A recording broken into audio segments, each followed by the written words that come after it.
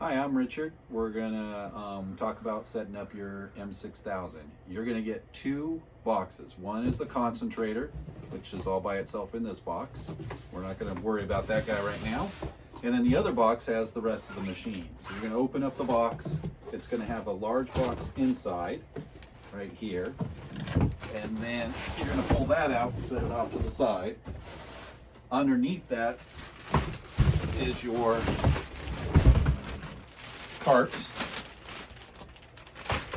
and then inside there you're going to have a box that has your circuits as well as your tools that you'll need to put the machine together. You're going to open that up, and inside this bag will be those tools. Out of this bag, you'll get your parts for your E-tank, the nuts and washers for your oxygen concentrator, plus the 2 screws to mount the anesthesia machine to the cart. And that is your anesthesia machine, and this is our cart. Okay, so we're going to add the anesthesia machine to the cart, and as you can see, this lines up, so we want to get that post right into that far right hole. Once it's on there, you're going to have the long screw with the washer, and it's going to go right up underneath. Naturally, you're holding on to the cart or the anesthesia machine while we're doing that. We'll get that started a little bit. Now, I'm not going to thread that all the way up until I get the other one started, because sometimes they kind of get mixed up. So once you get that, you're going to tighten the screws all the way up. Now we've got the top onto the base, and what we're going to do now is add the concentrator. There's posts here. They obviously just fit right into the holes. Once you get them in, you're going to place a washer and then a bolt onto each of those posts. You can either use a 3/4 inch wrench, or you can use an adjustable wrench to tighten them down. I will say it's important to give it a little bit of a tightening turn, because if you put them on loose, after a few months, these things will unscrew out and drop on the floor and get lost, and then eventually you don't have bolts in all of them. So now we're going to connect the concentrator to the anesthesia machine. So you just take this green hose, it fits right up to this point. We'll screw that on there. You want it hand tight, so nice and snug. And then what we're going to do is we're going to install the vaporizer. So you're going to get the vaporizer in a separate box. In this bag that had the bags, as well as some of the nuts and bolts to put the anesthesia machine together, you're going to have this set of mounting items for the vaporizer. So you're going to get this bracket, which sits on the front, and then you're going to get a screw and a washer and another screw and a washer that come in the back. And then you're going to pull your vaporizer out.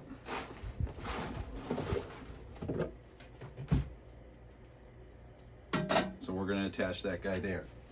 And this is a little bit of a coordination issue. If you're by yourself, it's a little harder than if somebody's helping you. But basically what we're going to do is we're going to put the screw and the washer through, like so. We're going to disconnect the inlet and outlet adapters here, and we're going to put them on. So outlet adapter there, inlet adapter there. Then you're going to hold it forward, and then they're going to screw into the back of the vaporizer. So you're going to do that. And I recommend doing the right and the middle on the back of the vaporizer. There's 3 screw holes. There's a right, a middle, and a far left. The far left is the hardest one to use. So on this particular machine, I don't recommend that. And once you kind of get those screws started, you can let that rest for a second. And what you need to use is either a 10mm wrench, an adjustable wrench, or a nut driver. None of these items come with your delivery, so you'll need one of those items separately. Once you do that, you tighten things up from the back side so that the vaporizer is nice and snug. All right, so the next step is we're gonna add our F-Air kit. So you're gonna separate the basket. You're gonna hook the tube up to the pop-off valve. And you just wanna make sure that wherever you put the basket, it's far enough that your tube is gonna fit into the top of the F-Air canister. So then you're gonna get 2 zip ties. You're going to slide those in, tighten that down on the basket. Same thing with the next one. Put it up higher. And then you really want to pull that as tight as you can so it's less slippage of this basket. This basket goes in like so, and then your tube hooks up. So then you're going to turn your anesthesia machine around because we're going to add the E-cylinder. Now you're going to get these E-cylinders from an oxygen supply company, and all they do is they're pin indexed, which means that there's 2 pins here that line up with the pins on the E-tank yoke. So I'm going to spin that back, slide my tank up inside.